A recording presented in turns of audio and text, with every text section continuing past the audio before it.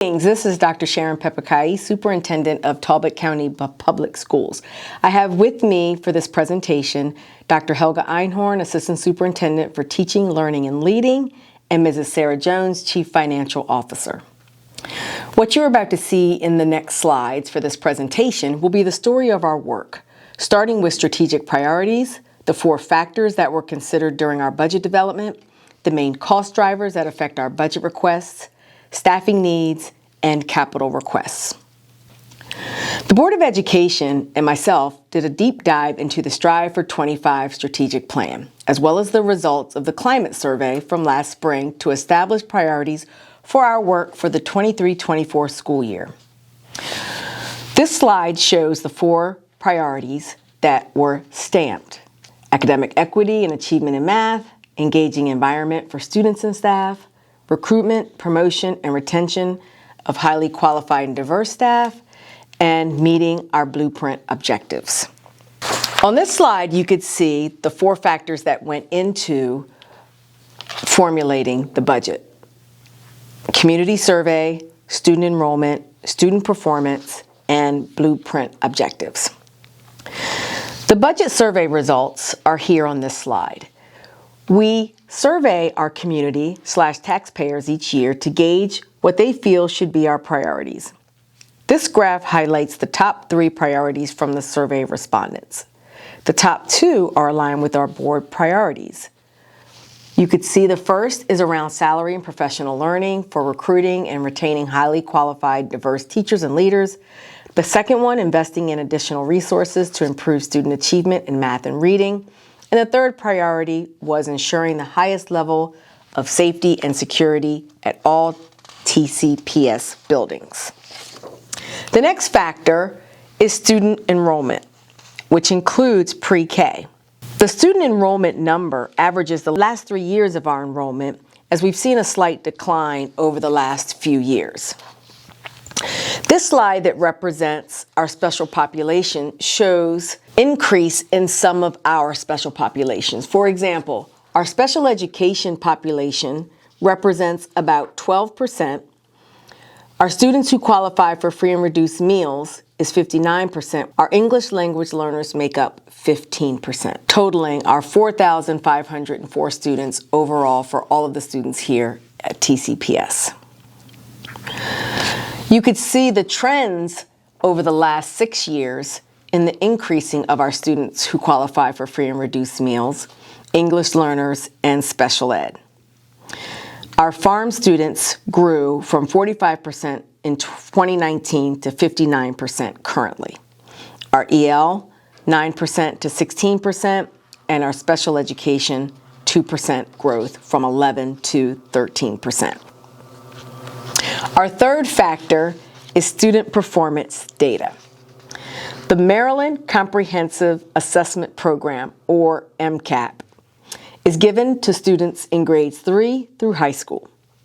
There was a slight increase in both, but we've set our post-pandemic baseline for the fall of 2023. So students are getting ready to take another wave of assessment, this MCAP, and we will compare these results, which we don't get into the fall. We'll compare the results from our baseline to what they do this current year. Because of the lag in results for the state assessment, we give an internal assessment that you will see and hear about from Dr. Einhorn. English language arts specifically is on this slide, and you can see the comparison from 2022 to 2023. There were increases in most groups, but decreases with our Hispanic, English learners, and Asian students. The slide that shows how we are compared to the entire state is that we slightly are below the midpoint in English language arts proficiency for grades 3 through 8, 5% lower than the state. We're up by 1.4% from the previous year. As a team, we're focused on achieving progress in student learning, which we hope to see reflected in this year's MCAP outcomes.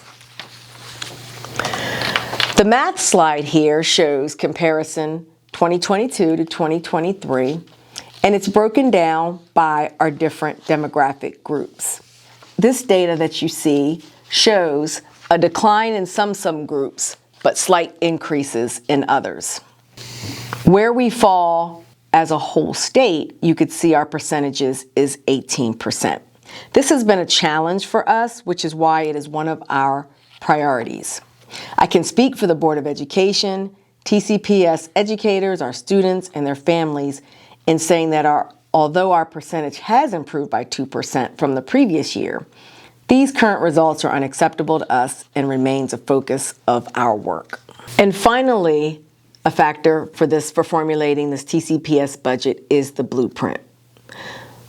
The 5 blueprint pillars are listed here: early childhood education, high quality and diverse teachers and leaders, college and career readiness pathways, resources to ensure all students are successful, and governance and accountability.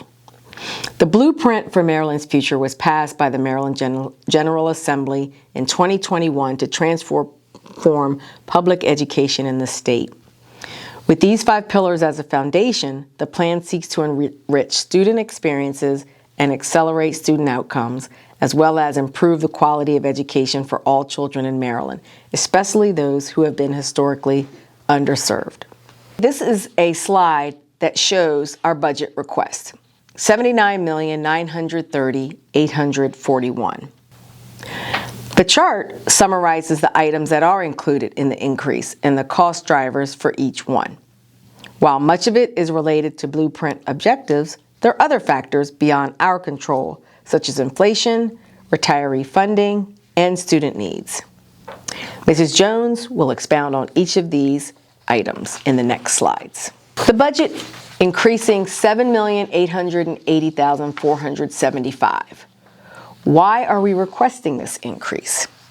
It is to continue essential work.